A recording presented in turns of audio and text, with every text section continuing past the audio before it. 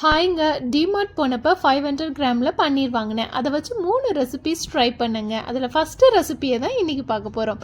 இது பண்ணுறதுக்கு பாலை காய வச்சுட்டு இன்னொரு கடாயில் 1 கப் அளவு சர்க்கரை, 1.5 கப் அளவு தண்ணி விட்டு நல்லா கொதிக்க விட்டுருங்க. ஒரு பிளேட்டில் பன்னீரை உதுத்து போட்டு சாஃப்டாக ஆகுற வரைக்கும் நல்லா பசையணும்.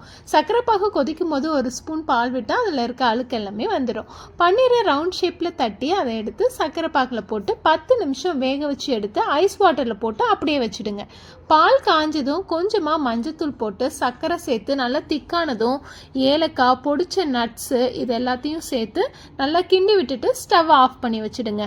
ஐஸ் வாட்டரில் போட்ட பன்னீரை பிழிஞ்சு எடுத்து தனியாக வச்சுட்டு ஒரு பவுலில் செஞ்சு வச்ச திக்கான பாலை ஊற்றி சர்க்கரை பாகில் வேக வச்ச பன்னீரை சேர்த்து 1 hour ஃப்ரிட்ஜில் வச்சு எடுத்து சாப்பிட்டா பன்னீர் ரசமலாய் ரெடி. இந்த ரெசிபி உங்களுக்கு பிடிச்சிருந்தா நீங்களும் ட்ரை பண்ணி பாருங்க. மறக்காம ரசமலாய் லவர்ஸ்க்கு இந்த வீடியோவை ஷேர் பண்ணி விடுங்க.